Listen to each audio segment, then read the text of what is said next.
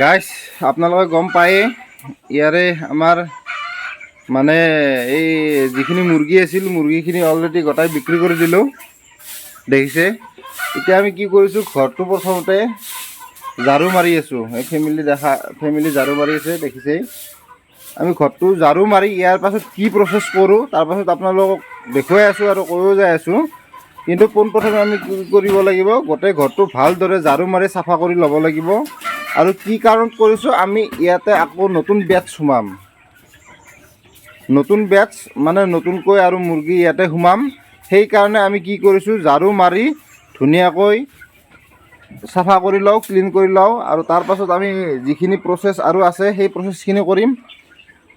আৰু সেই প্ৰচেছখিনি কৰা হোৱাৰ পাছত আমি কি কৰিম, আমি নতুন বেটছখিনি ইয়াতে ভৰাই দিম, সোমাই দিম।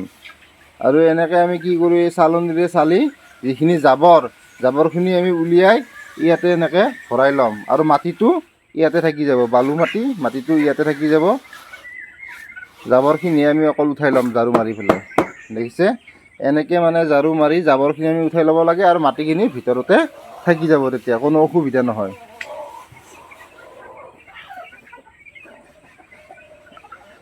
আমাৰ ঝাৰু মাৰা অলৰেডি হৈ গ'ল দেখিছে। আমাৰ ঘৰটো ধুনীয়াকৈ আমি ঝাৰু মাৰি চাফ চিকুণ কৰা হৈ গ'ল। এতিয়া আমি কি কৰিছোঁ, কোদালেৰে মাটিটো ধুনীয়াকৈ কাটি তল ওপৰ কৰি দিছোঁ, যাতে তলৰ বালু মাটিখিনি ওপৰত আহি যায় আৰু ওপৰৰ যিখিনি লেতেৰা আছে সেইখিনি তলত গুচি যায়, মিশ্ৰণটো ভাল হৈ যাব। তেতিয়া কি হ'ব, ইয়াত লেতেৰাটো তলত গুচি যাব আৰু বালুটো ওপৰত আহি যাব। এনেকুৱা হ'লে ভাল হয়, কিয়নো এতিয়া যেতিয়া আমাৰ পোৱালিখিনি ইয়াত সোমাম, ভাগিলে বালুটোত এবজৰ্ব হৈ যাব আৰু লেতেৰাটো তলত গুচি গ'লে মানে ইনফেকশ্যনটো নহয়। এইখিনি কৰা অত্যন্ত জৰুৰী। আমি এতিয়া ধুনীয়াকৈ গোটেই ঘৰটো ধুনীয়াকৈ কোদালেৰে তল ওপৰ কৰি মাটিখিনি ধুনীয়াকৈ মিহি কৰি ল'ম। আৰু তাৰপাছত কি কৰিছোঁ সেই প্ৰচেছখিনি আপোনালোকক কৈ আছোঁ, দেখুৱাই আছোঁ। গতিকে গাইজ আমি এতিয়া কি লৈছোঁ, এইটো কাৰ্চলিন TH, এইটো বীজাণুনাশক স্প্ৰে হয়, কীটনাশক ডিছইনফেক্টেড স্প্ৰে। মানে এইটো আমি এতিয়া কি কৰিম, ফাৰ্মত আমি মাৰিম। ইয়াৰ পৰা আমি ইয়াতে ভৰাই ল'ম। এইটো 2 লিটাৰৰ হয়।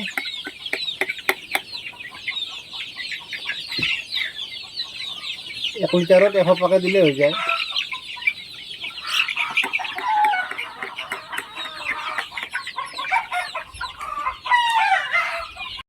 আমি স্প্ৰেটো ধুনীয়াকৈ এতিয়া ভৰাই মিশ্ৰণটো কৰি লৈছোঁ পানীটো।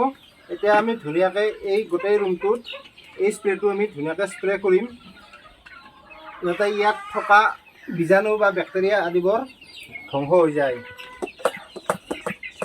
একদম প্ৰথমে পাম্প মাৰি ল'ব লাগিব গাইজ, তেতিয়াহে প্ৰেছাৰটো আহিব।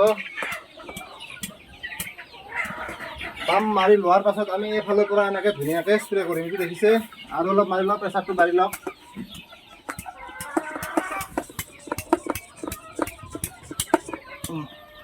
এতিয়া আমি কি কৰিম, ধুনীয়াকৈ এফালৰ পৰা এনেকৈ স্প্ৰে কৰিম।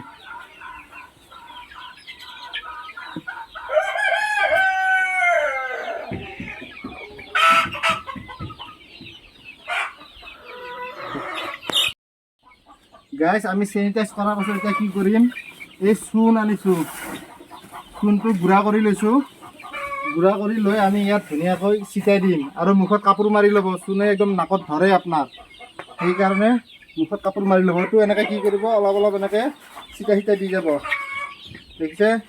এনেকৈ অলপ অলপ ছিটাই দি গ'লে ইয়াত থকা বীজাণু বেক্টেৰিয়া পুৰা ধ্বংস হৈ যাব।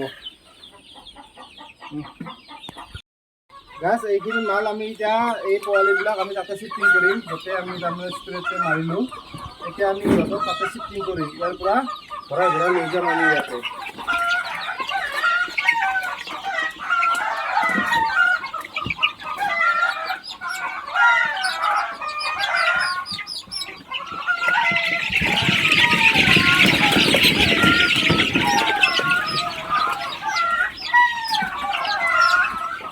গাইছ আমি আনি ইয়াতে এৰি দিলোঁ।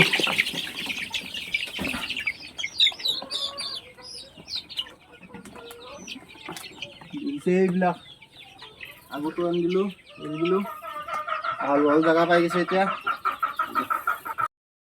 গাইছ আমাৰ মুৰ্গীখিনি অনা হৈ গ'ল দেখিছে ইয়াতে 200 আছে গোটেইখিনি আমি ইয়াতে ধুনীয়াকৈ ভৰাই দিলোঁ আনি গতিকে ফাৰ্মত মুৰ্গী ভৰোৱাৰ আগতে কৰিবলগীয়া কামখিনি একদম কৰি ল'ব লাগিব তেতিয়াহে আপোনাৰ তাৰমানে কোনো ধৰণৰ বেক্টেৰিয়া বা বীজাণুৱে আক্ৰমণ কৰিব নোৱাৰে এইখিনি কাম নকৰিলে আমি ভৱিষ্যতে বিপদত পৰাৰ সম্ভাৱনা থাকে সেইকাৰণে এই কামখিনি কৰাটো অত্যন্ত প্ৰয়োজন দেখিছে ধুনীয়াকৈ ইয়াতে নতুন ফাৰ্মত আহি গ'ল এই ওপৰতো উঠিছে অলৰেডি দেখিছে সিফালেও উঠিছে